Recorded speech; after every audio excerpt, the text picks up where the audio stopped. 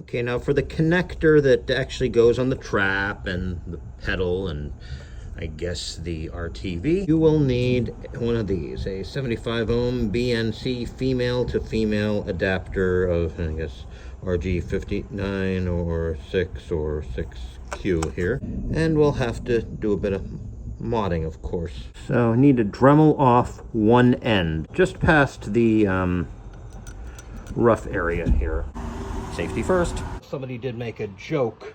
But I wonder, why do I need the Dremel? Why can't I use a drill? Let me show you. Not only is this really awkward, but it's not doing much of a job.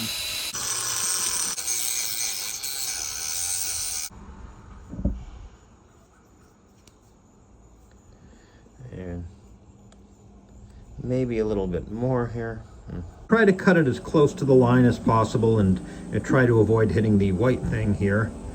And it should be cut enough that you can take this out. Now it's possible that it might come out like this, in which case just get the little white piece out of here, but poke at it, there. See? Problem more or less solved, right? Carefully.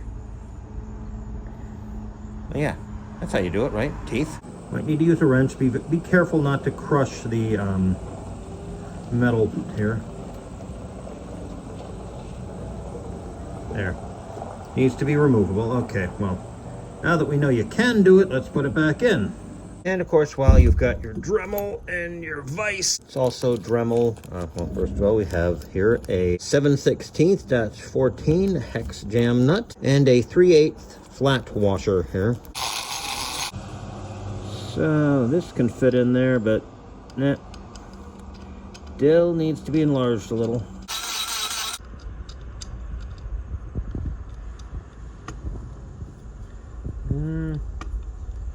Gee, without the camera, it would fit just... Oh, there we go.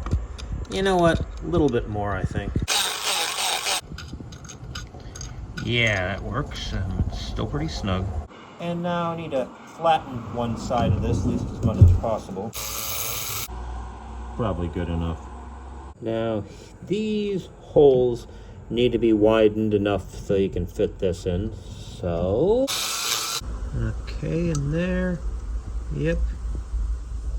A little tight, but unlike these things, it doesn't have to be movable. Then time to carefully Dremel here. Different tip.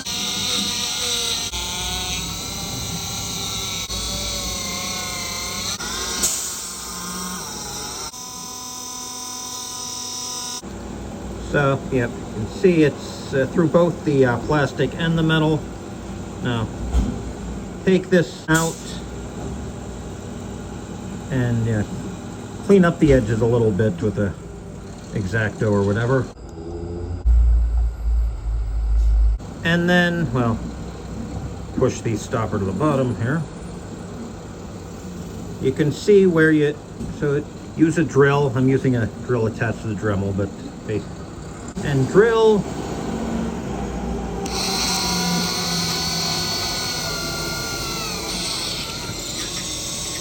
to here. See? Yep, there we go. There's the opening there. Oh, and make sure to blow out the powdered metal. Now, you'll need some wire, and actually the wire that comes with the trap is really good enough. It's, you want something, we can eyeball it. Could be a little bigger in diameter, could be a little smaller. What's important is that the wire is made up of a bunch of individual little strands for reasons which will become clear shortly. Actually, I recommend cutting one to about 2 inches and the other to about 3. And you separate them. Do cut them, do it carefully. And trim a little bit off the ends, not maybe a whole lot, but I don't know, eyeball it.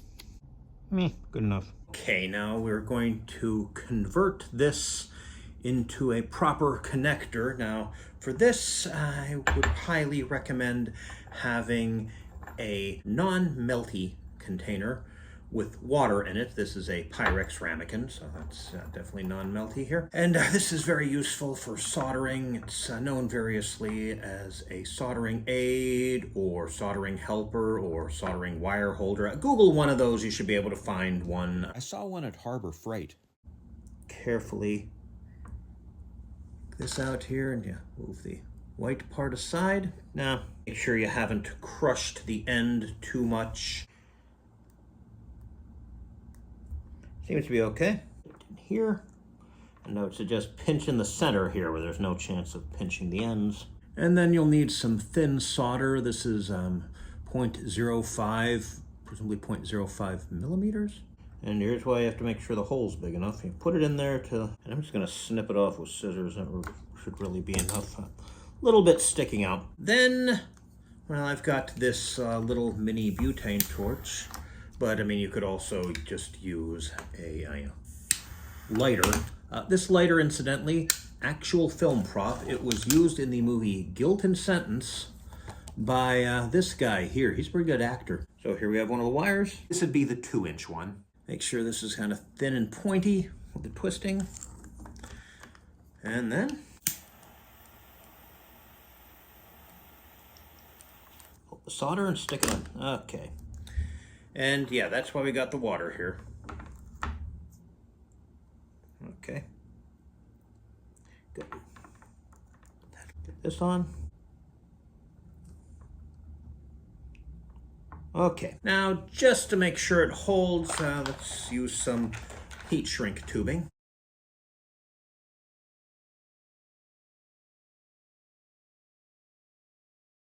Get on there. And then you could use a heat gun, but I think this will do it. Like, if you do it carefully enough. There. And yeah, that's good. Now we can get it back on here and of course make sure the holes match up there. And then you can clamp it. Now the other wire, this would be the 3-inch one. One end should be kind of tight. There we go, it's probably fine. The other, make sure they're kind of fanned out like that. So then make sure that the holes line up. I mean, this one back here is fixed in place. This one, well, bent paper clip. Very useful tool, as we'll find out later. Yep, there we go. That's definitely lined up. Now, clip it onto here, making sure the holes are on the bottom.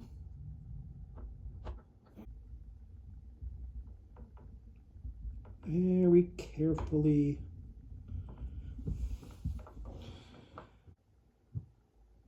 Next, you'll need a soldering iron and some solder. And kind of cover this fan with solder.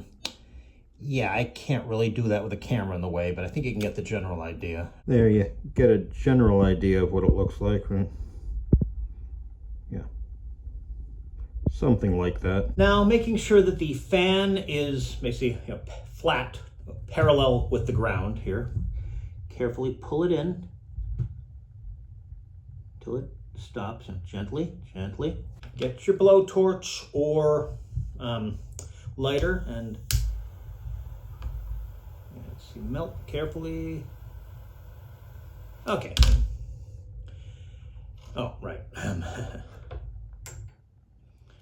Now, yeah, this is wrong. The inner wire should be touching the edge, but not the post in the center. And that's the real reason I told you to use a paper clip. Get that in there better.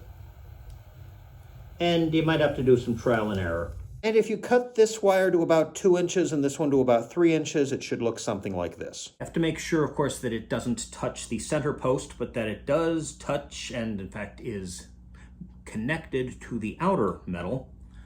And it has to be deep enough that you can put a connector on. If you've already seen the video on how to do a cable, then you'll know what this is. So let's see if it... Ah, good. If it doesn't go all the way down, then, then you'll need to use more blowtorch and paper clip. I need my Doc Ock tentacles for this.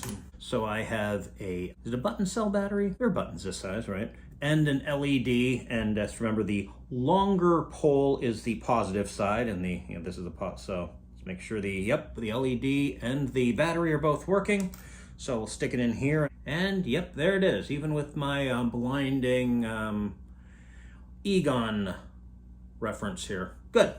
So now, the washer, which we've already hollowed out to make it fit snugly here. And if the washers have a flat edged side and a rounded side, then I recommend having the flat side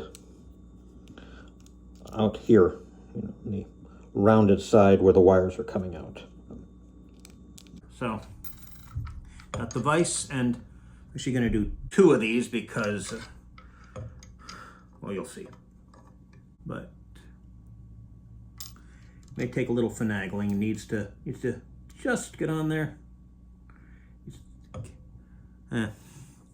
Eyeball it. Basically, it needs to lay pretty much flat.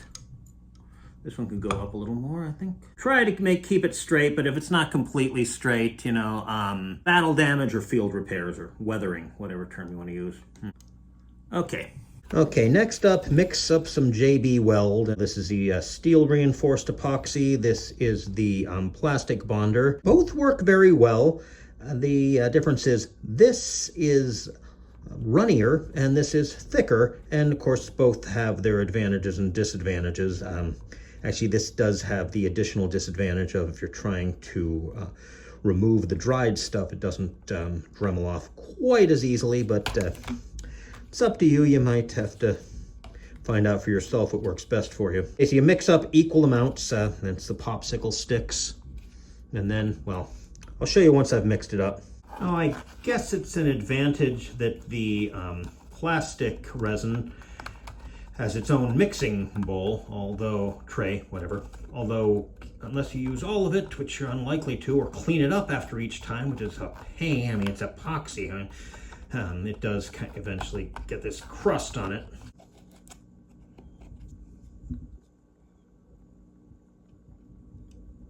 Ugh. Maybe I didn't mix enough, or maybe it...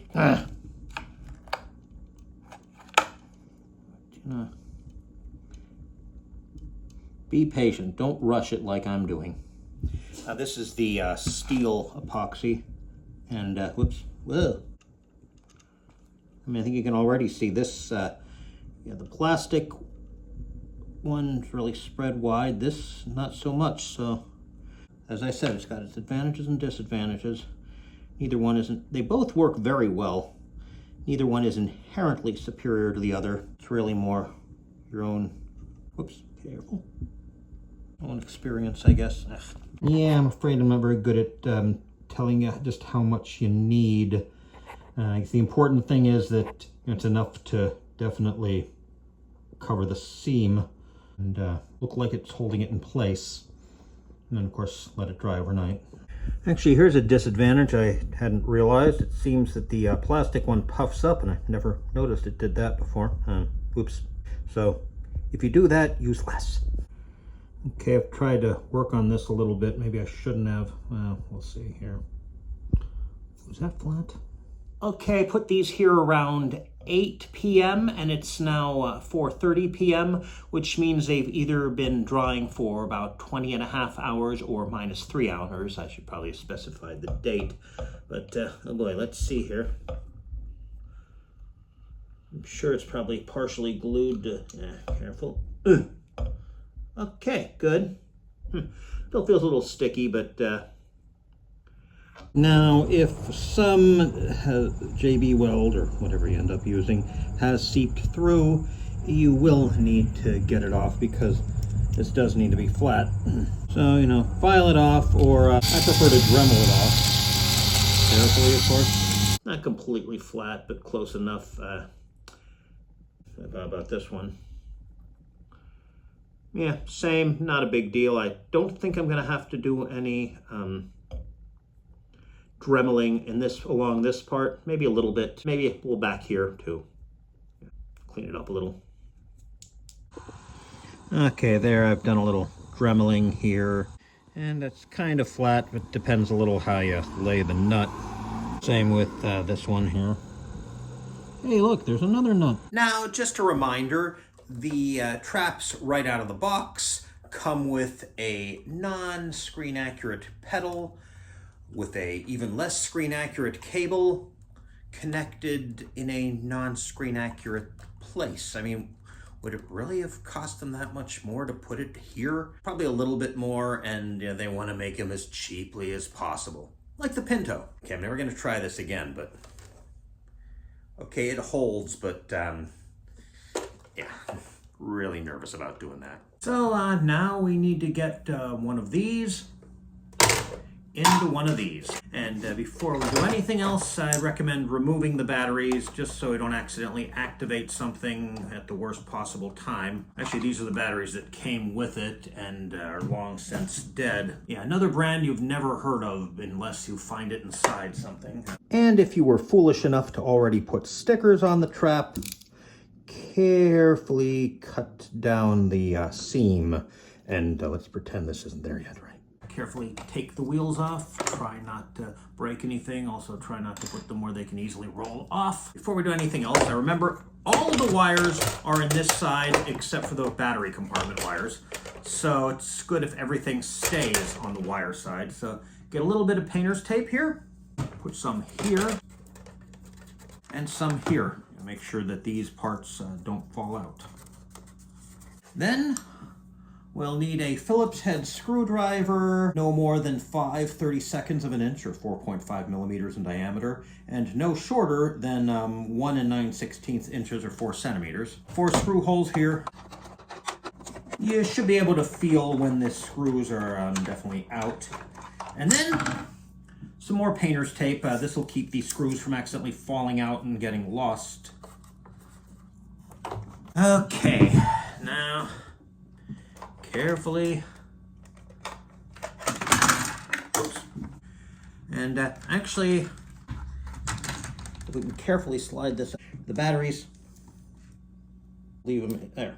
Okay, very carefully, put this aside, very carefully. And if you're lucky enough to have the older model of trap where the switch is connected to the circuit board by a 3-wire ribbon cable here, then you can remove the switch, trim the outer 2 wires, and then take the middle 2 wires and then connect them to an SPST switch that's as close to screen accurate as you're able to find. That's the kind that goes on, off. Not to be confused with an SPDT switch. That's the kind that goes on, off, other on, off. A more detailed video on the subject is in the works, and will hopefully also include information on how to do this to the newer traps, which were redesigned apparently out of spite. As you can see, the trap cable is the one thing that's not connected to the circuit board by a plug. It's hardwired in there, so pull some of this through. Then, I don't know, the length varies, but has to be long enough that you can solder it to the connector. So, yeah, I guess sort of eyeball it, and remember that you will be undoing the knot. So, yeah, you see how I did this? Yeah, the opposite of that. I measured it with the calipers, and it is about 13/16 of an inch, or 20.5 millimeters. So set your calipers to 13/32 or 10.25 millimeters, and that should give you the middle part there, which looks like I was a bit off, actually. Well, I kind of messed up there. Let's pretend like it's higher, all right? Take your box cutters here. Same with the other side here. Okay, then carefully put everything back together. You remember that these, the pointy things are on the outside for the circuit board. Again, be very careful. This is a cheap made in China thing here. This is, goes this way, right. Well, this still should be shut. Yeah, there are grooves and things to slide in there, but it's still kind of a pain. This should be shut too. Remember to take your time and be patient. You don't want to break anything. Come on, you stupid piece of... Yeah, don't worry about the handle at this stage. But I would recommend tightening these screws because you're going to want this side to be as tight as possible. And there you can see it's basically a plus sign on where to drill. Except, of course, you'll be drilling here, but shh. And then start drilling using incrementally larger drills.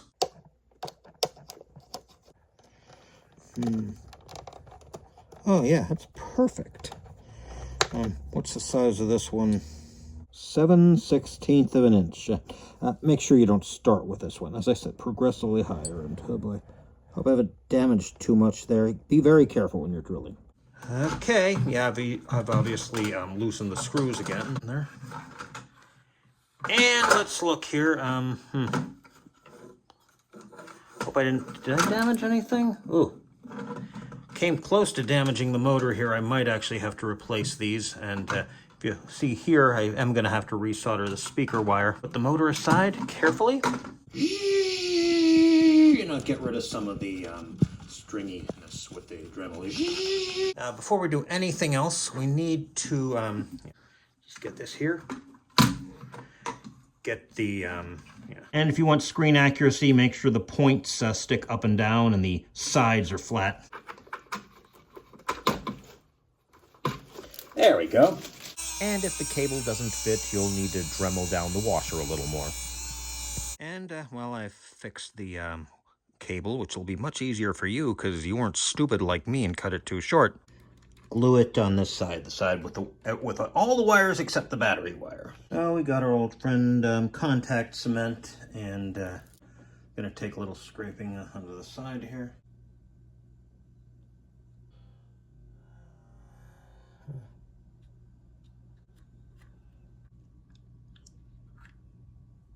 Maybe apply the cement with a smaller paintbrush. Smaller than this even. Okay, there it is with some clamps and yeah, maybe so yeah, let it stay there till morning. Hopefully might have to do some filing, hopefully not. Again, hope I remember where everything went. Actually, I can test one thing here.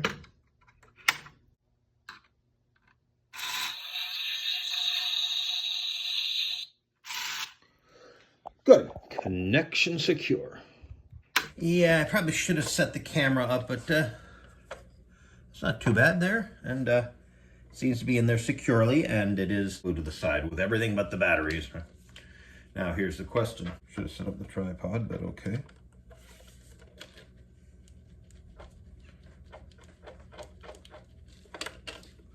Yep, that's on there.